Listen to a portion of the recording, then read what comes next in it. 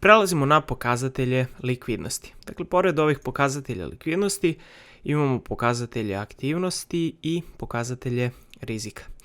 I dakle, ova crvena slova vam označavaju dakle koji je to pokazatelj, a za pun naziv tog pokazatelja, dakle ovde se nalaze skraćenici. Ovde možete vidjeti dakle šta je ORL, BRL i tako dalje. Konkretno, dakle, mi ćemo sada raditi ove pokazatelje likvidnosti. Dakle, pokazatelji likvidnosti sadrže ova tri pokazatelja: opšti racio likvidnosti, brzi racio likvidnosti i neto obrtna sredstva.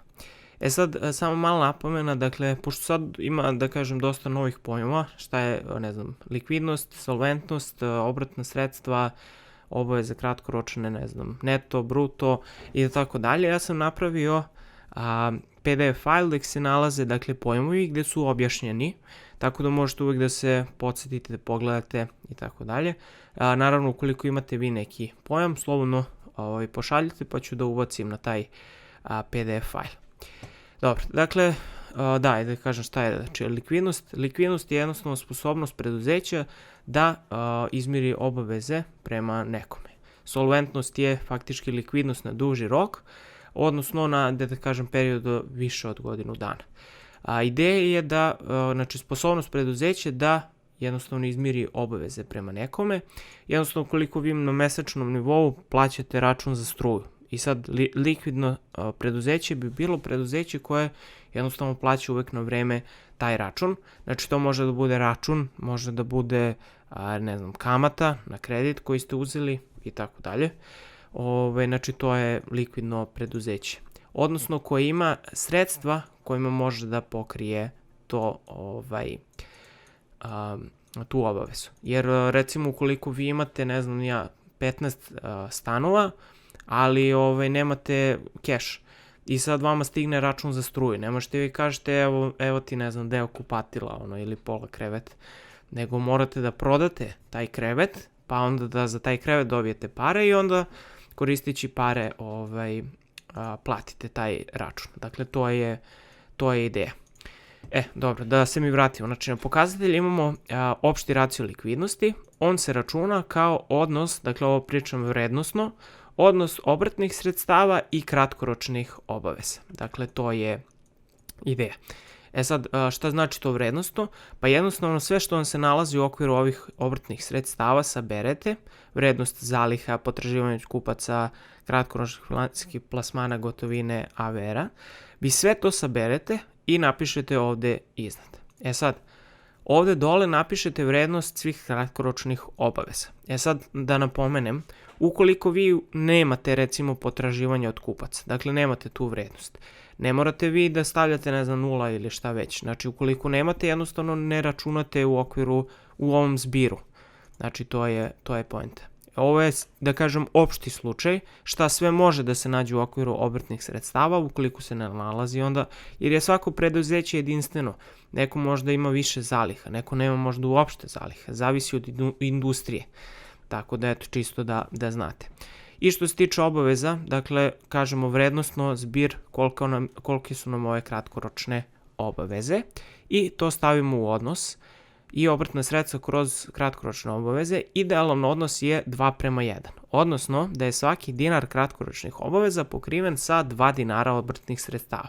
Dakle, ukoliko vi imate vrednosno obrtna sredstva 20.000 dinara, da su vam kratkoročne obaveze 10.000 dinara. Dakle, to je ideja. Znači, 2 puta više da imate vrednosno obrtnih sredstava. Tako da uvek možete da pokrijete te neke obaveze kratkoročne, znači te račune, da možete da pokrijete. Jer, koja je ideja? Obratna sredstva su mnogo više likvidna u odnosu na osnovna sredstva. Dakle, možete dosta brže da ih pretvorite u novac, obratna sredstva, nego osnovna sredstva. Dakle, ne možete tek tako prodate zgradu, a sa druge strane možete prodate, ne znam, brašno.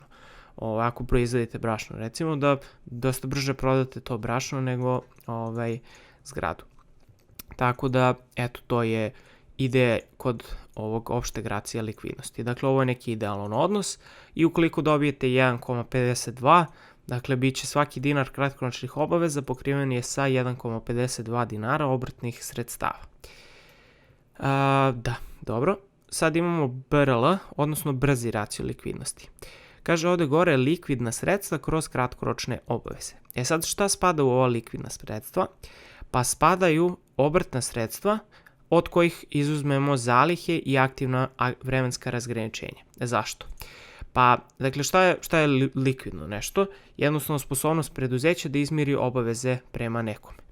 I sad, vi ne možete, kao što sam pominjao, za, ne znam, stan, pola kupatila, ne znam, pola ovog kreveta, ne možete tek tako da prodate.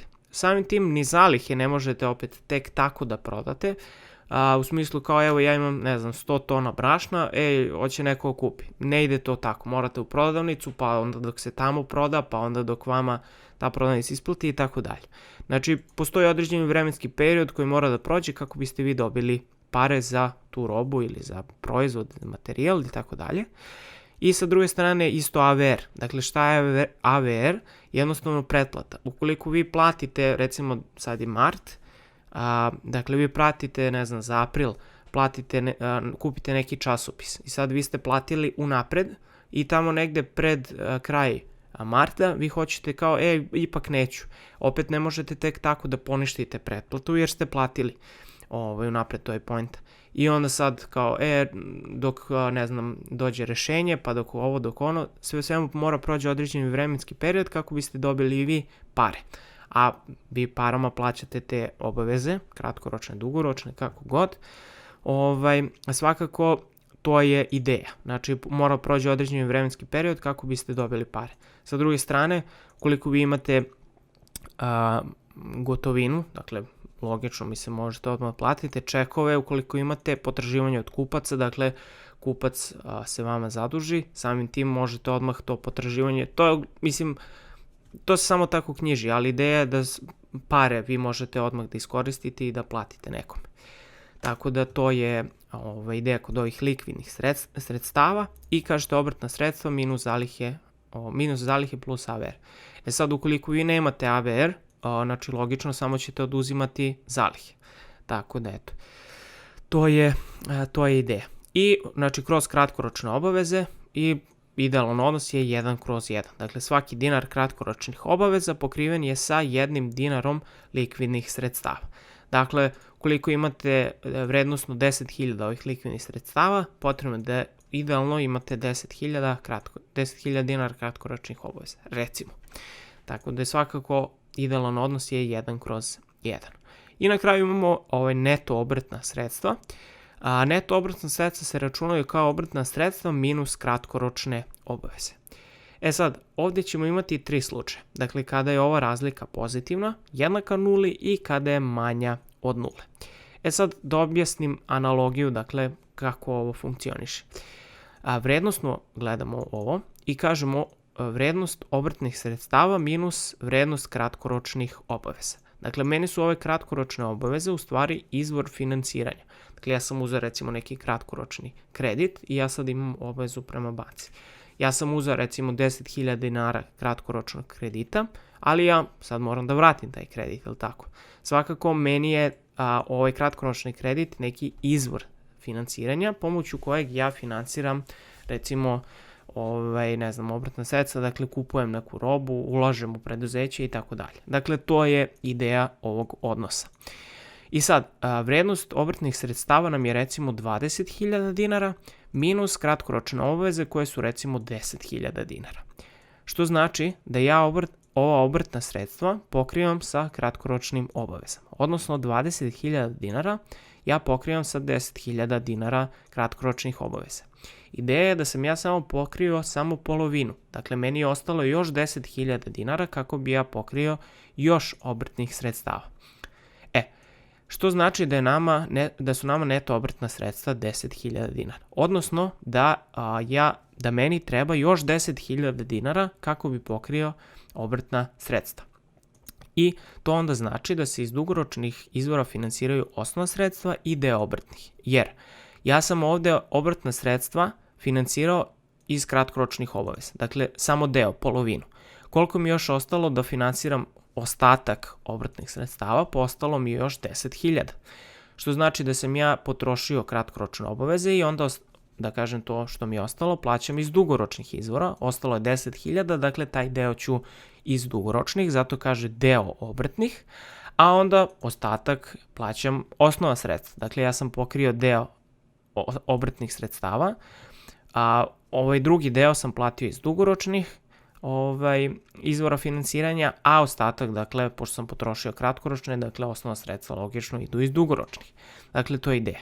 I onda kaže, obrtna sredstva su finansirana sa 10.000 dinara iz dugoročnih izvora sredstava, što znači da preduzeće primenjuje hedging finansijsku politiku. Dobro, sad samo da napomenem, znači ako je recimo su obrtna sredstva 20.000 dinara, a kratkoročne obaveze 15.000 dinara, to znači da je nama ostalo još 5.000 dinara koje je potrebno da finansiramo u okviru ovih obrtnih sredstava.